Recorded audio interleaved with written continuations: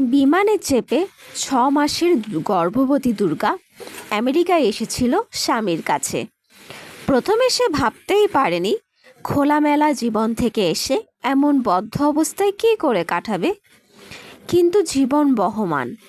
মেয়েকে রোজ স্কুলে পৌঁছে দেওয়া, গাড়িতে করে নিয়ে আসা যাওয়ার কাজ শুরু করতেই আড়ষ্টতা ভাঙে তার।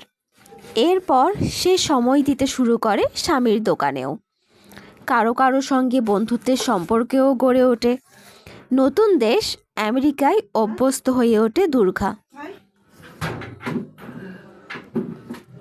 সমরেশ মজুমদারের বালিকা জানে না উপন্যাস মূলত দুর্গার জীবনকে কেন্দ্র করে গড়ে উঠলেও আমেরিকায় প্রবাসী বাঙালি সমাজকে দেখানো হয়েছে এখানে।